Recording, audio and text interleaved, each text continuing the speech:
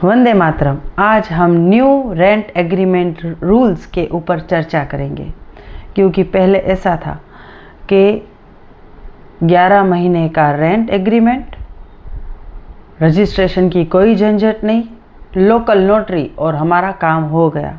मगर अब ऐसा नहीं चलेगा, क्योंकि अब किराएदार और मकान मालिक के बीच में जो एग्रीमेंट होगा उसके बारे में कुछ रूल्स हमको दे दिए गए हैं जो हमको कंपलसरी फॉलो करना है।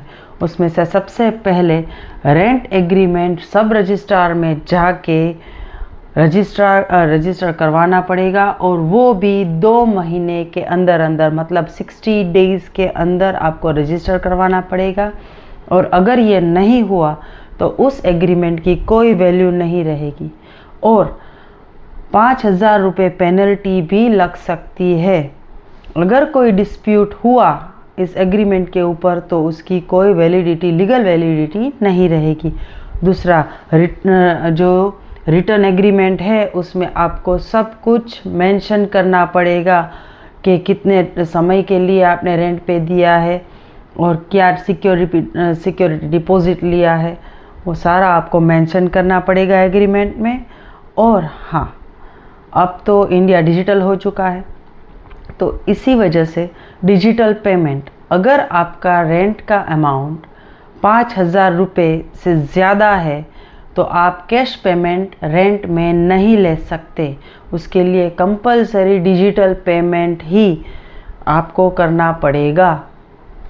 और अगर 50,000 रुपये रेंट की अमाउंट आपकी 50,000 रुपये से ज़्यादा है, मतलब लैंडलॉर्ड को वो टैक्सेबल इनकम गिनी जाएगी और टैक्स पेमेंट आएगा। Digital stamping very compulsory, digital stamping is very compulsory for any of the rent agreement, तो ये एक याद रखना। और सिक्योरिटी डिपॉजिट्स, जो सिक्योरिटी डिपॉजिट्स आप लैंडलॉर्ड कभी भी और कितनी भी मांग लेते थे, ऐसे नहीं।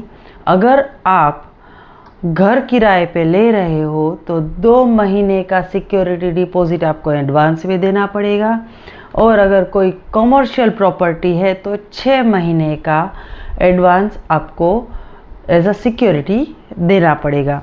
फिर स्टैंडर्ड रेंट एग्रीमेंट फॉर्मेट, ये कंपलसरी हमको इस रूल्स में गवर्नमेंट ने बना के दिया है कि क्या क्या आपको इस एग्रीमेंट में मेंशन करना है। वो सारी चीज़ें लिस्ट दे दी गई है, जो हर एक डिटेल भरना बहुत कंपलसरी हो जाएगा। अगर आप किराया बढ़ा देते हो, मतलब कि लैंडलॉर्ड कभी भी किराया बढ़ा देते हैं, तो ऐसे आप बढ़ा नहीं सकते। साल में एक ही बार किराया बढ़ाया जाएगा और वो भी नोटिस दिया जाएगा।